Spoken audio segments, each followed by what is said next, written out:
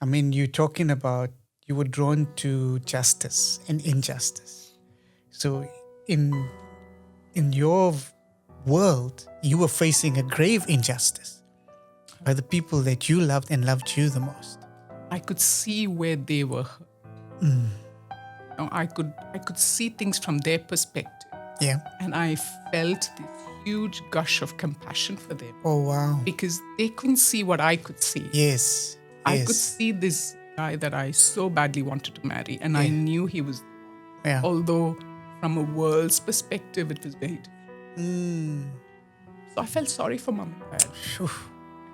and I think that helped.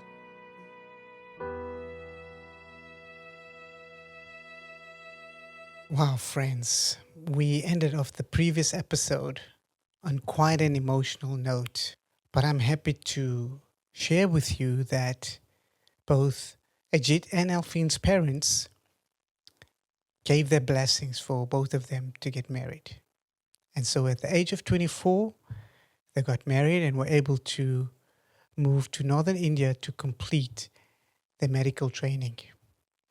And so as we move into the next episode, we get to hear about their challenges that they faced and what an amazing work they did within the community in establishing a neonatal ward, how they empowered women that were so disempowered, so disadvantaged. And so we can see how their compassion for their community really stood out in their service. So let's jump into the next episode.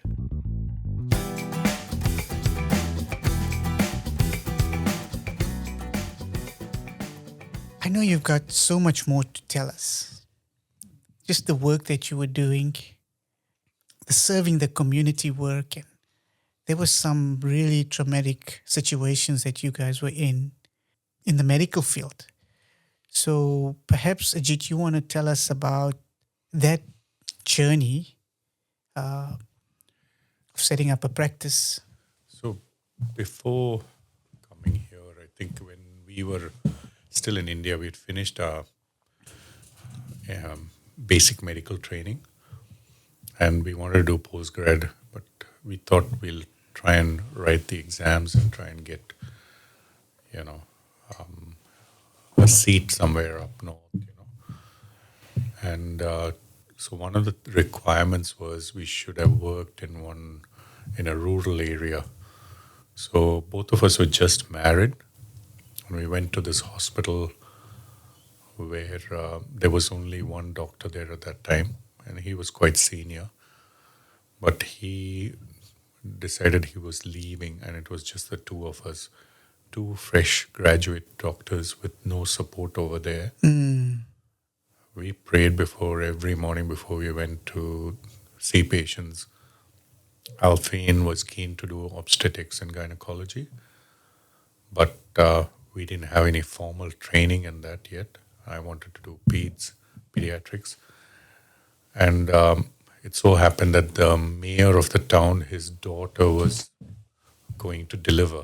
Yeah. She had some complications and she needed to have a cesarean section. Yeah. So the whole thing fell on Alfeen and me without any support there. We just prayed, went ahead.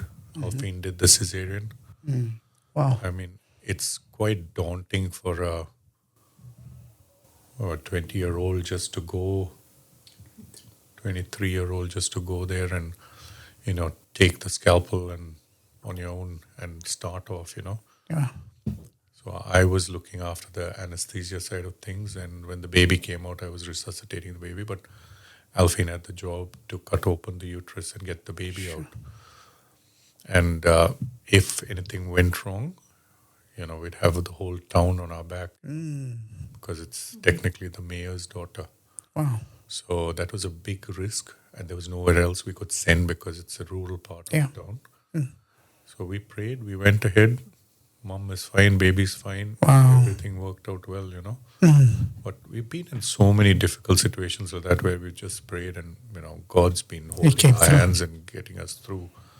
There's no explanation for that. And we've been blessed to work under a couple of really God-fearing and quite senior surgeons and physicians Yeah. who taught us the skills that we have. Yeah. So it was not an easy journey. Then we went on to do our postgrad, came back, and the reason I did peds was we saw so many babies dying there who were really ill. So I had a heart to do pediatrics. Came back, and one of the hospitals, which had about 1,500 deliveries a year, didn't have basic neonatal care. Yeah. So talked to the CEO there, and he gave me a part of the corridor, and he said, "This is all the space I have. If you want to convert it, convert it."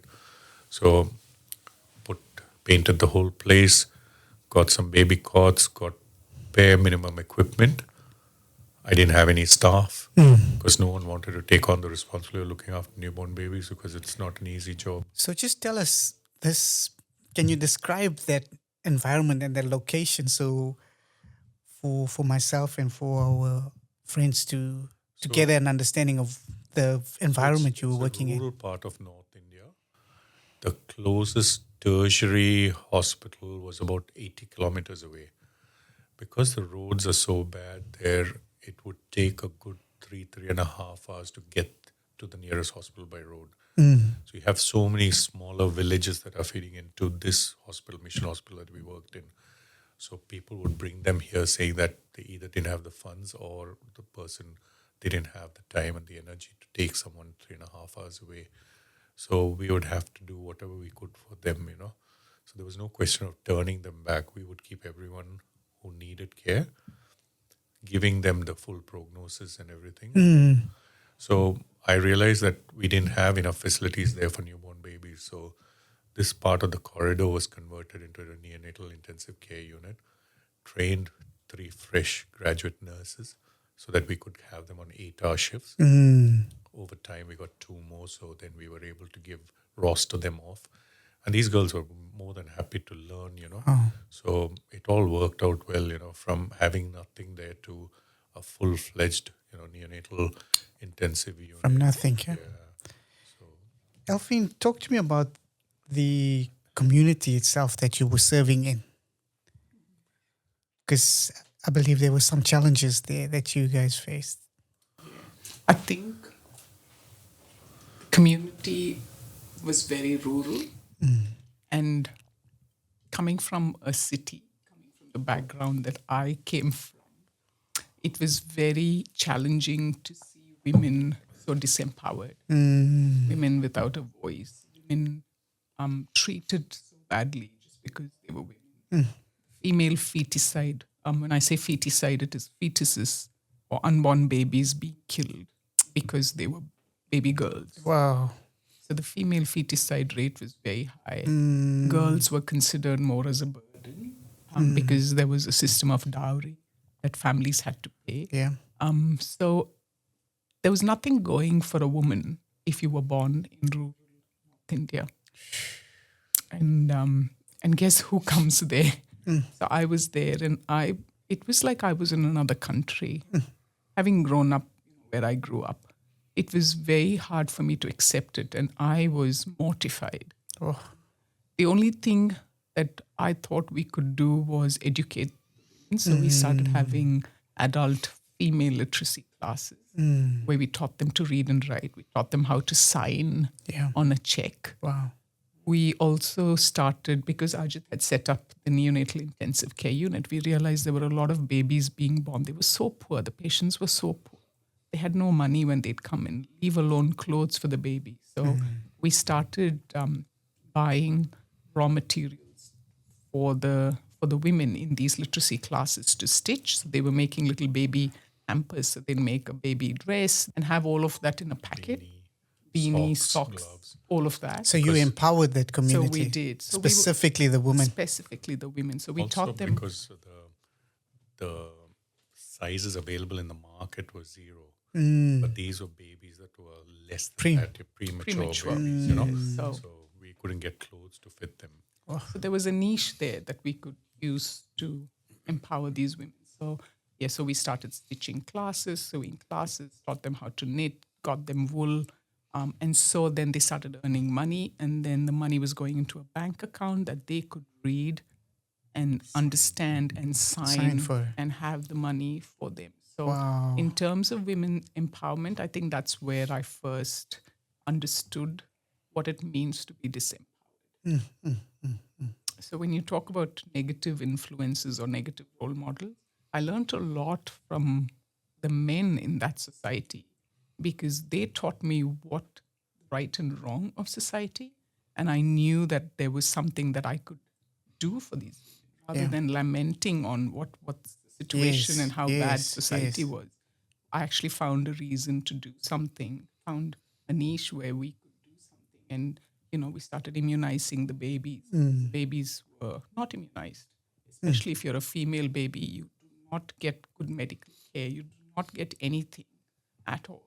So it became almost a passion for us to empower these village women after the baby. So much so that in the neonatal intensive care unit, if there was a female premature baby, most often Ajit would waive off all the fees, All the cost. all the costs, and whereas if it was a male child, they had to pay because they And would pay. they would, for a female, they would They just put be in. very reluctant. So we did that extra bit. And the irony is, in between all this, was where our daughter Audrey was born. And we just wanted to make a statement. So we had Audrey in that village. Wow. So on her passport, she has Robertsganj as her place of So you had some horrifying experiences in that. And lot. we were in the midst of communal riots there as well. Yeah. And being a Christian mission hospital and the riots were between the Hindus and the Muslims, it would usually spill into the hospital as well. And we had to treat both groups of patients, whereas one would be unhappy that we were treating the other. So it was hard. We had a little Suzuki car. We had a suitcase full of all our important documents, all of Alfeen's jewelry that was So you were our ready to run possessions, if you needed and to. a Wow. full tank of petrol and an extra can of petrol with some water and basic food, because if something happened, we knew we had to make a dash for it. So thankfully we didn't have to, but that's the conditions under which we lived there. So you want to share with us that particular incident and how you had to stand up? Like I said, they would spill into the hospital. We had to treat them, and we would prioritize based on who was more injured or wounded. The seriousness of Yeah, that. the seriousness of the illness, we used to triage and then treat them. The ones who weren't serious would be the ones, yelling away there, saying that they needed to be seen first. And we always gave them an option to go elsewhere. Because it was a mission hospital, they knew they'd get care free of cost. They would prefer to come over here so they're not spending any money. So I think they did respect the doctors because they knew that if they left in a huff, they would be going around from, door to door and then end up coming back here a couple of hours later. So it was in their best interest to, listen to us. But we as youngsters, we didn't think of the repercussions, We would have very sick girls come there to the emergency department when you won. And I would normally I had made it a practice that I would check their mouth to see if they smelt of kerosene. And because Trying to kill them. they would do that and bring Get them them to the to hospital. drink it. And then put the blame on us, saying that we didn't treat the kids properly, And they would come with weapons, the relatives, because they came there with the intention to cook up a fuss, Yeah. So we were naive, but we were on our guard as well. After seeing a few incidents there, we would always make sure that we knew how to cover ourselves, made sure that the security was around. Yeah. We took every precaution possible. And the good thing is in these smaller towns and villages, the mayor there or the head of the police, the police superintendent, they and their families are usually patients of the hospital. So they've always given us their numbers to say, give us a ring and we'll be there if there's a problem. So we had that as well, you know. So you had that protection as well. So you started off with the corridor Yes, and you trained up a few staff. yes. Where did you end up? It was full-fledged and running. There were babies constantly being delivered, sick babies. So we always had babies over there. God was good that way, you know. He made sure that there was patients there. So we had all the rich patients going to the cities for their deliveries after they heard about what we were doing there and the facilities. They started coming and they were sort of fee-paying patients. So that kept us afloat above the water and made sure that we were able to give more charity to the ones that deserved Yeah. it. Wow, that's so good. It's a powerful service. Yeah. That's love on a different level. Yeah. Anything that you can add there for us, Alfeen? He would come home, have a shower, change into his night set of work clothes, and go to bed in his work clothes. Because the minute a lady goes into labor in the labor ward and she's going to deliver, he needed to Needed to be there. be like a 3-minute dart to the labor ward to make sure that the baby in the first 30 seconds. Most of the complicated deliveries usually happens at night. The process of looking after all those babies, I neglected my own family.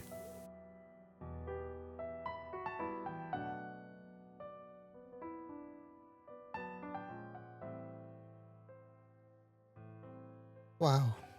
We've just heard from Ajit that the service that he was providing to a disadvantaged community was at the detriment of his family. So for us men and fathers, I would love for us to consider, take some time to ponder. Where are we investing our time at the cost of our families? I'd love for you to ponder on that. So when we come back from the break, we get to hear from Ajit and Alfeen their journey to Scotland, and from Scotland to Albury, Australia. Please stay tuned and join us as we listen to Alfeen and Ajit.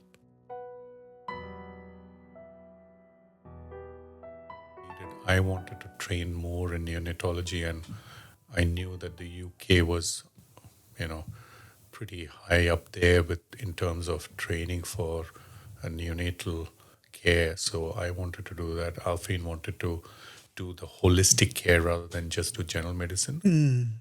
So she wanted to become a GP.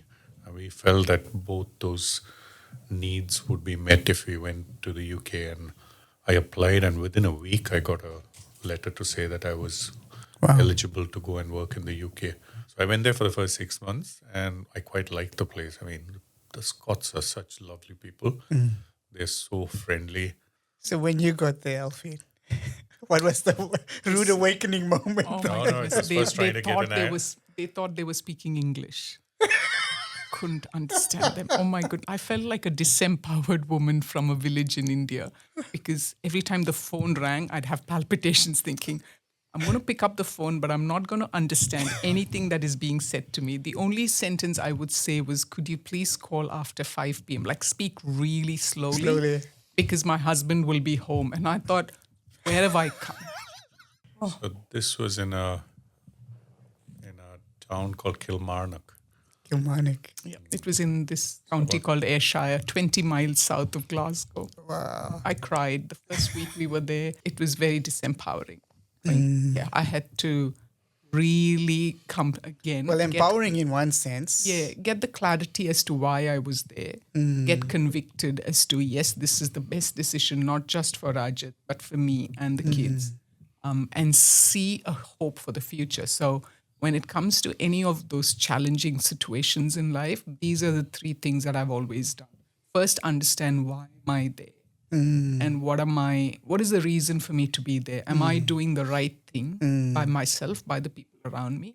And is there hope for the future? If I've been able to answer all these 3 questions, then I'm like a bull that has no stopping. I won't stop myself. But till then, I was crying, telling Ajit, I can't eat these bland sandwiches. There was not a Cucumber pinch of, sandwiches. pinch of salt. Like they had a problem with salt, with pepper, basic stuff that I grew up with.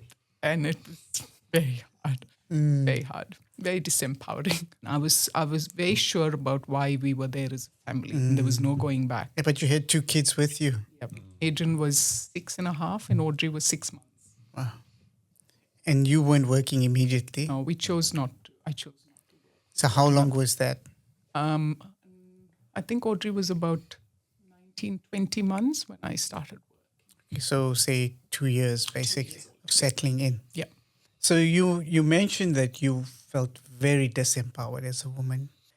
You never sat back and felt sorry for yourself. You empowered yourself in that place. You were getting the lay of the land. I was surveying the land Yeah.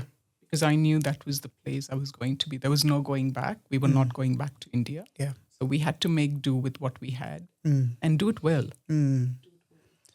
So I've realized over the years that I'm someone who's constantly evaluating and reevaluating situations. Whereas Ajit, on the other hand, is extremely comfortable where he is and he would love to be where he is. I'm the one who's constantly Oh, you're digging. stoking the fire. I am stoking the fire or saying, oh, maybe we shouldn't be doing this. I'm always looking at it from a different perspective. And so we were in Scotland having finished my training. Ajit had a wonderful job. So we were in this, what people would say, a perfect place in our life. We were earning good money. Storybook life. Yep, everything was looking perfect. But there was this need, there was this thing within me that felt like we were not contributing to society.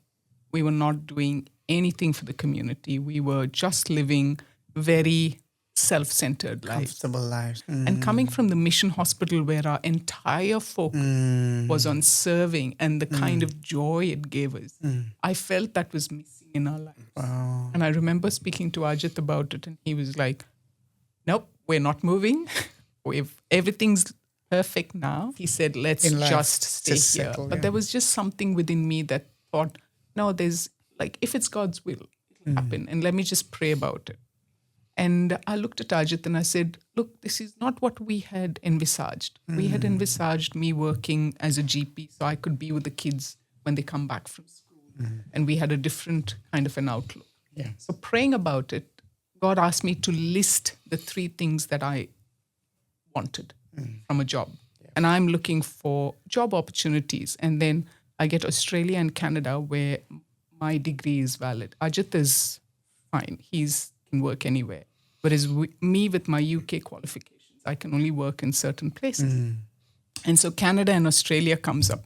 And I put in my requirements, which is the 3 things that I write. And I find one job Right. that is available in Australia Right. with exactly those 3 specifications that I asked. The criteria met. And I'm looking at it and thinking, this can't be real. So I printed it out to look at it on paper. And I see that exactly the 3 conditions that I had placed for my job is sitting there as 3 of the criteria that this clinic in Albury Wodonga is looking for in a female GP. And I was jumping with excitement. I came home and I showed it to Ajit and he said, we're not moving. Why should we move? Like, look at us. We've got everything. And I looked around and I thought, yeah, it's actually what he's saying is right. It's true. But there was just something within me that You said felt that uncomfortable. we are not going to be here forever. It was 6 years since we had moved. And I knew in my heart that we are not going to be. It was a deep conviction. Yeah. It was not going to happen. Many arguments. No arguments. He just said no. I said, fine, that's fine. Because he said it, right? He's the head of our home. So there was no argument. I said, I'm just going to pray about it. Wow. We'll pray about it. And if it's God's will, it'll work. If it's not God's will, then I need to rewire my reassess, brain and reassess as to why was this need, why was this thought that was placed Prompted. in my heart. So I prayed about it. You know, I take from that part of your strength in situations where you don't know what to do. You always switch to prayer. And that's the relationship you've developed with your Heavenly Father, Yeah. right? Yeah.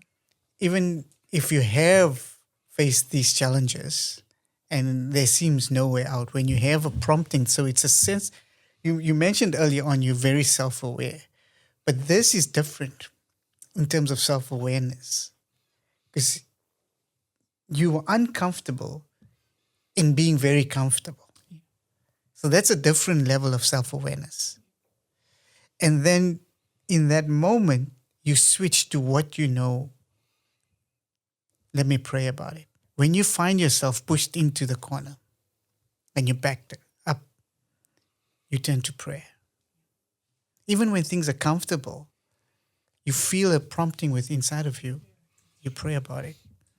And so you let the Heavenly Father work things out for you. So it takes that pressure off you. Exactly. When you're doing it all in your own strength, Yeah. in your own wisdom, there's a lot of pressure within Yeah. you. Whereas when you do what you have to do and then just say, God, if it's your will, let it happen. If it doesn't happen, I'm not going to throw a little tantrum because I know it was not meant to be. Yeah. And then you kept the peace in the home. You honored what your husband said. He said no. So I never brought it up, never tried to convince him. But behind the scenes, Behind the scene, you I were was sowing doing, seed. Yeah, I was doing what I had to do or what I believed I had to do. So that's the woman with vision. I think Alfeen put down all the pros and cons of staying back in the UK versus coming over here. And for me, I think one of the things was the weather. The kids were always indoors there, and we didn't grow up like that. We always wanted a work-life balance, but at the same time, wanted the kids to be outdoors, play sport, do all of that stuff. And that is what sort of helped me make that decision. Okay. That, maybe we need to go and So that turned the tide, basically. How did you propose it? I didn't actually. I just knew that things were happening in the background. Okay. One of our friends from Australia called. all I asked him was, what do you think? There's an opportunity to come work in Australia. All he said was, pack your bags and come. Wow. That's all he said. I didn't need to hear anything more. I think for Rajat, that was very important. Okay, so I want to extract from this part because I think this is powerful.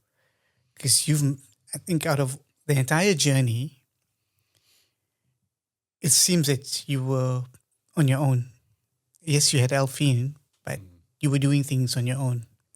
Here, in this particular case, you had a friend. And he just mentioned 2 words. Yeah. And you moved. Now I want to draw out on that particular. How important is it to have that support structure and network? I think it's very important to have friends, It's one thing sharing problems with your spouse, and there are things that you can only relate to, your friends. And similarly with your parents as well. Now, as parents grow older as well, it's very hard sometimes. You don't want them to get upset and keep pondering over things, So you minimize all your problems in front of them. Every time my mom calls, I keep saying everything is fine and hunky-dory, So the reason is I don't want her to sit and worry about it. So but there are things that you can share with your spouse. There are things you can share with your kids now that our kids are older. There are things we can share with our friend. It just means you get that sense of relief when you tell about a problem or they come up with a solution. That's the most important thing, It's one thing telling, but it's another thing receiving some sort of feedback from them, which will help you In making your decision. Exactly. So initially you said no, Yeah. but what was happening for you in the background? For me, I'm quite stuck with the way I do and say things. I mean, for me, if I'm comfortable somewhere, it takes a lot for me to readjust to a Be new uprooted. situation. Yeah. We have moved homes 19 times. 19 times. So every time Alfeen has been the one saying, I think we need to look at another option. So I'm sort of getting used to that now. But it's always been for the better. I don't see it at that point because I always think of the trouble that it will take to readjust or relocate to a new place. But it's always been for the better and it's always helped us and the kids, So I've always enjoyed, looking back, I always think it's been the right It's the right decision. Talk to me about this unique relationship that you share as a married couple, right? The communication, the way you support each other. Like, you're totally polar opposites, right? But yet, when you come together, there's such a complement in terms of how you live life, how you make decisions. Help me to empower our friends. These type of decisions can end up in divorce Yeah. if you're not in sync, if you're not communicating clearly. Even sometimes when you do communicate, you still have this imbalance that takes place between couples. And I'm sure you would have noticed it along the line.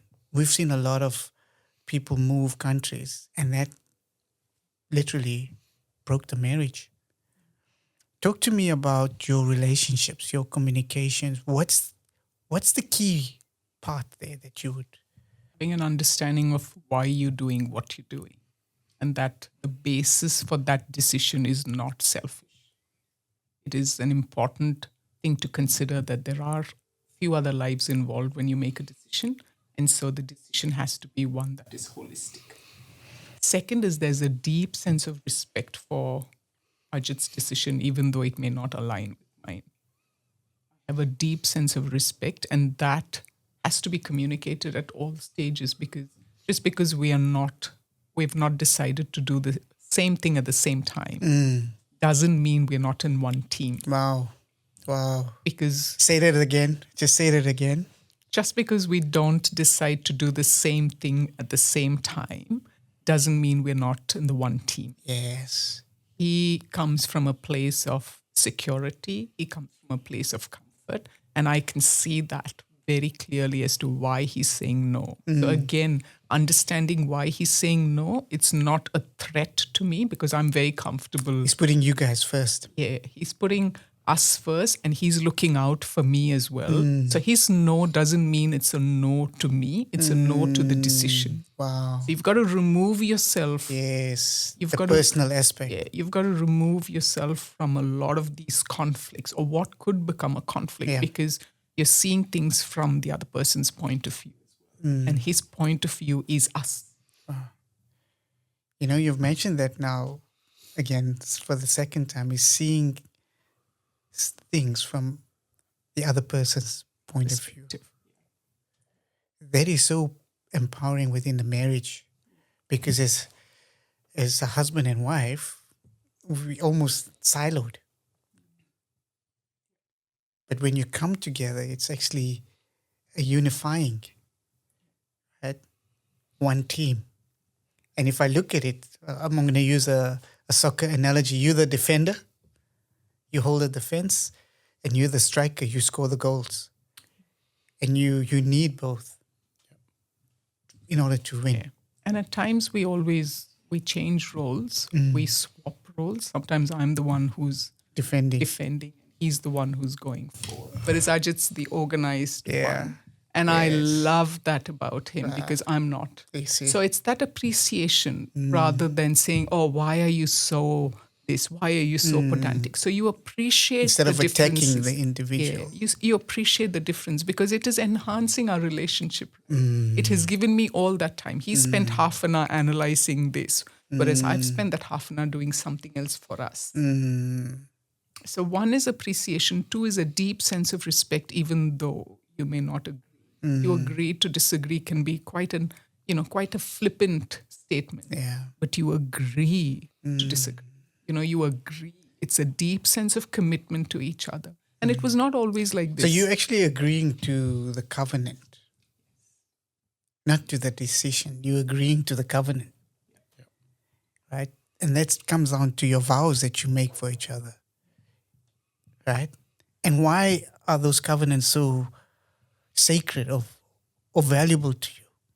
Because Ajit's a very committed, I'm going to speak for you, because he's a very committed and loyal person. I'm the one who's like constantly evaluating, why are we doing this? And it can be quite difficult for someone like me because he's stuck. He's saying, no, we're not moving because we had decided a few years ago to make this. Okay, so let's change that word. If you had to frame that word, stuck. How would you reframe that word to empower him? Oh no, the stuck is good because he's Stoic? good. Stoic because he's made his decision Yes. and he is solid. Always call him the rock. Yes, The come on. rock of our relationship. Come on. Because if I didn't, I would be falling backwards Yeah. and there would be no one to Yeah, yeah. So this rock is built on the rock. I believe you were going to drop a profound nugget for us there when I ask you, why do you value your vows? For all the men, husbands. Do I value my vows? I think, for me, I've known Alfeen for over 35 years now. And I think I've got to know her more, I think, every year as it passes by. So for me, it's very important that, for me, she's part of my everyday life. So I think if to anyone out there, if they found the right person and you think that is the one for you, then you need to do that extra bit to make sure that you keep them happy, keep them safe. That's very important because you live only once, so you need to make sure that you live a life that's fulfilling. And if you've got someone by your side, then the journey is so much more better. There's a verse in the Bible that says, "Can two walk together unless they agree?" Yeah. But more powerful, I really want to touch on this because I think for men, they need to hear. They need to be a rock. Yeah. They need to be solid. They need to build their lives on a rock in order for them to be a rock to their families. Exactly. You were only 24 years old when you made your vows. But 35 years later, you still hold fast to that. Those are character traits of a rock. Yeah. And it's not about finding the right person, because there's no right person and there's no wrong person. If there's a right person, then we're judging by whose standards. We are all individuals. We all carry strengths and weaknesses. But when we love each other, the commitment is to love. And unless we've experienced the unconditional love of the Father, I believe, then we can share that unconditional love with those around us. Because the world has its own definition of love. And it comes and it goes, and it chops and it changes. It's like the weather in Scotland. But love is important. And what makes love strong is that it's built on a rock and it doesn't change. And even if you do go through the storm, that rock is going to weather the storm. Yeah. Every time we've been through challenges, the only question Ajit asks me is this: have we not handled worse situations than this? If God has brought us through that, why will He not take us through this? Come on. Every time. Come on. He just says that, and I look at him like, Wisdom. Yep. Wisdom. why did I think about it? Yeah. No, he's always asked us this question. And we've been through storms. Yeah. We have been through a lot more storms than we've shared here. But every time he brings it down to that one question: if God has led us through worse, why won't He? Is it take different us now? Yeah, we're going to try and bring it to a close. And I like the way you're bringing it to a close, because I want to extract from what you shared with us takeaways from what you've learned in life. The first, most important, whether you're a man or a woman, is to know who you are. And that you're not searching for happiness somewhere. Your happiness is within you. The joy that you bring to yourself is the joy that you can fill someone else with. So you don't go looking for that one person. You be that person.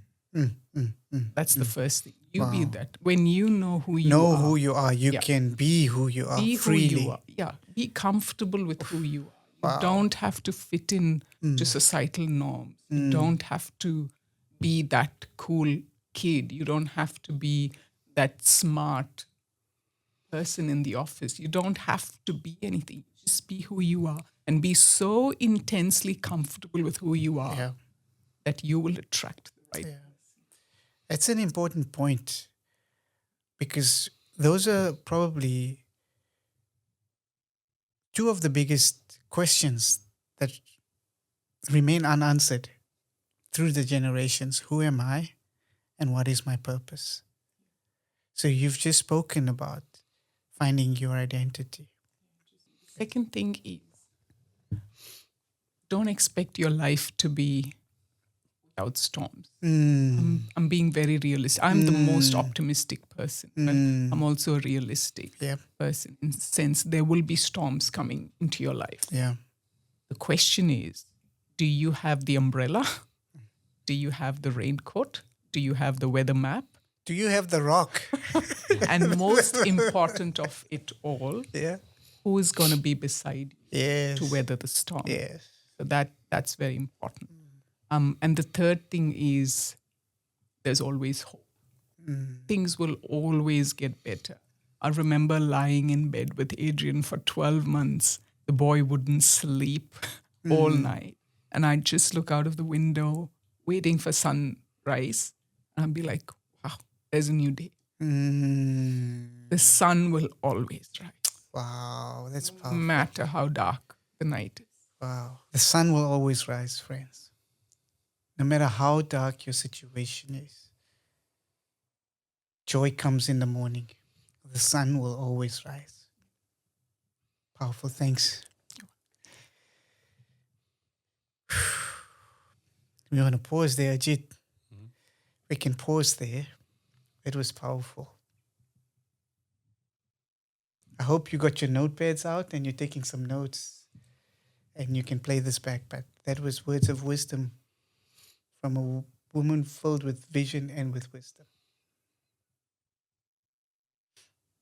My brother, Ajit, talk to me. What are the 3 takeaways in your life? Same as what you. No, that's too easy. That's the easy part. Okay, I think prayer. For me, everything, the foundation for everything in my life is prayer. And if you're someone that doesn't, believe me, it's the most cost-effective method for getting what you want. Prayer. Second thing is keep in touch with your family, irrespective of what has happened in the past. Keep in touch with family, with friends. You know, there are times that when you think the whole world is against you, they are the ones who will come and help you out. Stand by your side. And always keep God right in the center of all your decisions. If you're not a person of faith, I would suggest try that for a change. Just go, to your room, just close your eyes, say a short prayer and wait for miracles to happen. You don't have to go to church and sing with the choir. You can do it in the in the Stillness comfort of your room. own house, your own room, So, and if there's a fourth one, then take up a sport. It really helps. You made lots of people who are on the same wavelength as you, whether it's lawn bowls, whether it's soccer, whatever it is, whatever your ability is, just go and do something, even if it means playing cards. Just go out there, meet people, and you will be surprised at how many like-minded people are there like you who will be able to help you out in a difficult time. Yeah, that's so good. That's so good. Oh, such worthy words of wisdom. Friends, we've got such beautiful people sitting at my table. My invite is for you to come and join us. And you will feel empowered and you will be empowered. You will become empowered and you will power those around you. So thank you for joining us and thank you to our beautiful guest, Alfeen, and our handsome brother, Ajit, for taking time and joining us Really, really appreciate.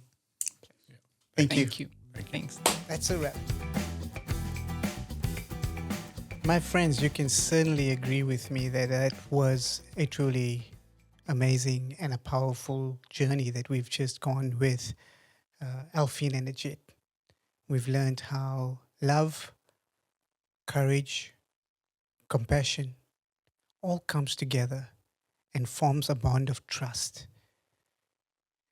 A trust that they can step across the oceans and start a new life and not rest in a comfort zone, but be challenged even whilst in their comfort zone to step beyond themselves and still serve a community, teaching their kids how to follow in that heart of compassion.